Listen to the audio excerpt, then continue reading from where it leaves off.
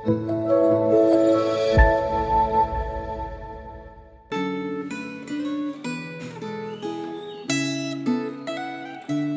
saudara-saudara, kita bersyukur kita mendapatkan sebuah kesempatan lagi untuk kita boleh merenungkan firman Tuhan bersama-sama. Sebelum kita membuka kitab kita dan merenungkan firman Tuhan, mari saya mengajak setiap kita untuk bersatu dalam doa. Tuhan Allah yang begitu baik, kami mengucap syukur Tuhan jika di dalam setiap episode dalam kehidupan kami, Engkau hadir dan Engkau menyatakan kasih-Mu kepada kami. Ya Tuhan, ketika langkah kami lemah, ketika iman kami mulai goyah, Tuhan, kami bersyukur jika Engkau masih menguatkan kami, Engkau masih menuntun kami kepada jalan-Mu ya Tuhan. Kiranya Tuhan, pada hari ini ketika kami akan merenungkan firman Tuhan tentang bagaimana Tuhan yang begitu baik juga menolong kami dari setiap kesulitan kami. Tuhan, kiranya Engkau yang membukakan mata kami, bukakan telinga dan pikiran kami, dan terlebih lagi bukalah hati kami Tuhan, agar kami boleh menjadi pribadi-pribadi yang siap diubahkan oleh firman Tuhan. Di dalam nama Tuhan Yesus, kami bisa berdoa dan mengucap syukur. Amin. Saudara, bacaan kita hari ini terambil dari Daniel pasal yang ketiga. Daniel pasal yang ketiga, saya akan membacakan bagi kita semua ayat yang ke-17 sampai ayat yang ke-18. Daniel pasal yang ketiga, ayat yang ke-17 sampai ke-18.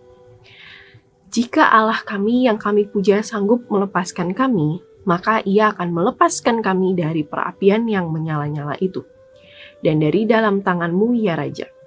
Tetapi seandainya tidak, hendaklah Tuanku mengetahui, ya Raja, bahwa kami tidak akan memuja dewa Tuanku, dan kami tidak akan menyembah patung emas yang Tuanku dirikan itu. Demikian jauh pembacaan Alkitab kita. Saudara, di pasal sebelumnya, seorang raja bernama Raja Nebukadnezar ini mengakui dengan mulutnya bahwa Allah orang Israel adalah Allah yang mengatasi segala Allah yang berkuasa atas segala raja. Nah, ini ada di dalam Daniel pasal yang kedua ayat yang ke-47. Kita lihat ada pengakuan dari Raja Nebukadnezar terhadap Allah Yahweh. Namun, sayang bahwa kesadaran Raja Nebukadnezar tentang Allah Yahweh itu hanya sesuatu yang ternyata sementara. Di dalam bacaan Alkitab ini, pada hari ini, dalam Daniel 3 secara keseluruhan, kita lihat bahwa ternyata Raja Nebukadnezar yang sebelumnya mengakui Allah Yahweh, itu dia kemudian tiba-tiba memerintahkan setiap orang untuk mendirikan patung yang tingginya 32 meter, dan kemudian dia menyuruh semua orang di negeri itu, tanpa terkecuali satupun, untuk sujud menyembah kepada patung itu, patung dirinya sendiri. Dan kemudian dia bilang kalau ada orang yang tidak mau sujud menyembah kepada patung ini, maka ada sanksi yang mengerikan. Nah, kemudian catatan di kitab Daniel ini dikatakan bahwa pada waktu itu ada sekelompok orang yang tidak menyembah kepada patung itu. Nah, akan kita lihat di dalam perenungan kita. Nah, kita teringat saudara bahwa di kitab di tulisan Rasul Paulus berkata bahwa manusia yang mengetahui adanya Allah tetapi tidak memuliakan Dia sebagai Allah. Ini ada di surat Paulus kepada jemaat di Roma yang pasal yang pertama ayat yang ke-21. Saudara, Paulus mengatakan ini dan kemudian kita bisa teringat pada Raja Nebukadnezar.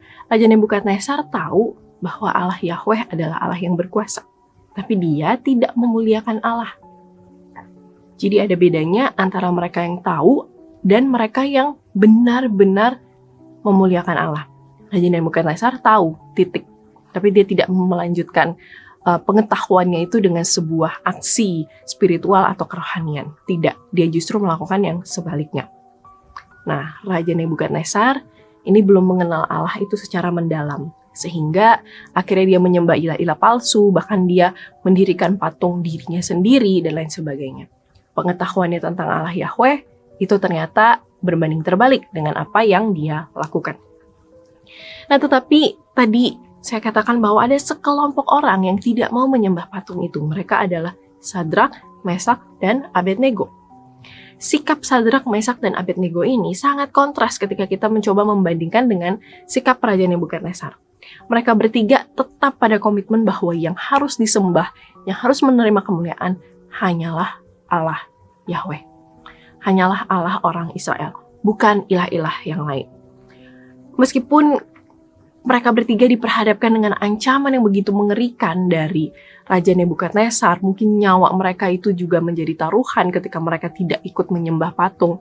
Tapi saudara, mereka tidak goyah sedikit pun. Mereka tetap percaya kepada kuasa dan kedaulatan Allah, sehingga mereka lebih memilih untuk takut kepada Allah dan berserah penuh kepada Allah, ketimbang mereka menyerahkan diri kepada ilah-ilah lain. Saudara, teks Alkitab hari ini menyatakan kedewasaan rohani yang dimiliki oleh Sadrak, Mesak, dan Abednego. Saudara, mereka percaya kepada Allah bukan karena mereka itu telah menerima berkat Allah, karena mereka telah melihat sesuatu yang baik dari Allah, karena mereka sudah terima yang enak dari Allah. Bukan, saudara. Mereka berharap kepada Allah bukan hanya saat hidup mereka itu lagi nyaman-nyaman aja, bukan hanya ketika mereka hidupnya lagi tidak ada masalah, tidak ada kesulitan, tetapi justru mereka tetap percaya kepada Allah sepenuhnya, sehingga di dalam situasi yang sulit pun mereka tetap berserah kepada Allah. Sadrak, Mesak, dan Abednego percaya kepada Allah sekalipun situasi di depan mereka sangat mengancam nyawa mereka. Saudara, sekarang ini hidup kita diwarnai dengan banyak sekali kesulitan. Kita tidak bisa memungkiri bahwa dari hal ekonomi, finansial, kesehatan, keluarga, lingkungan pertemanan, relasi, rekan kerja, dan lain sebagainya, bahkan pelayanan, kadang membuat kita menemui situasi yang berat. Kadang membuat kita rasanya terhimpit, kita bingung mau melakukan apa. Atau mungkin ada masanya kita merasa bahwa kita hopeless, tidak ada jalan keluar. Saudara, di dalam situasi yang sulit, kita punya pergumulan yang banyak, tapi bagaimana dengan kedewasaan iman kita kepada Tuhan? Saudara, seringkali kita mau percaya sepenuhnya kepada Allah hanya ketika segalanya baik-baik saja, terlihat normal bagi kita. Tapi ketika kondisinya sulit, kita enggan percaya, atau kita percayanya hanya setengah-setengah. Saudara, Sadrak, Mesak, dan Abednego, bagi mereka, jika waktu itu Allah tidak menolong mereka dari hukuman perapian pun, mereka bilang apa? Mereka tetap menyembah Allah. Mereka percaya bahwa Allah akan menyelamatkan mereka dari perapian itu. Tapi kalaupun Allah tidak menyelamatkan mereka, mereka tetap percaya kepada Allah. Saudara, apakah iman kita sama dengan iman Sadrak, Mesak, dan Abednego? Kita beriman bahwa Allah akan membawa kita keluar dari segala kesulitan. Tapi kalaupun tidak, kita tetap percaya kepada Allah. Apakah kita memiliki kedewasaan iman seperti Sadrak, Mesak, dan Abednego? Bahwa di tengah kesulitan kita yang terbesar pun, Allah hadir. Di tengah-tengah masalah hidup yang paling sulit pun, Allah hadir. Dan kalau Allah belum menolong kita saat itu, belum menolong kita sesuai dengan timeline kita, sesuai dengan waktu yang kita inginkan, Allah tetap baik. Apakah kita memiliki kedewasaan iman seperti ini? Mari kita berdoa. Ya Tuhan, ini setiap kami dengan setiap pergumulan, setiap masalah kehidupan kami yang kami bawa kepada Tuhan. Tuhan, sesungguhnya begitu banyak hal di dalam kehidupan kami yang kami bingung, yang kami tidak tahu apa yang harus kami lakukan, yang kami juga seringkali menyerah Tuhan terhadap masalah yang ada di depan kami, bahkan menyerah terhadap diri kami sendiri. Tetapi ya Tuhan, kami mau mengucap syukur jika pada hari ini firman Tuhan mengingatkan kami bahwa kami perlu tetap bersandar kepada Tuhan. Seperti Sadrak, Mesak, dan Abednego yang terus mengandalkan Tuhan sekalipun situasi mereka mungkin tidak membaik. Kami saat ini juga mau belajar dari teladan iman yang sudah Tuhan berikan kepada kami.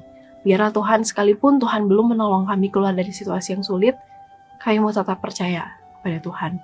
Di dalam nama Tuhan Yesus kami bisa berdoa dan mengucap syukur. Amin.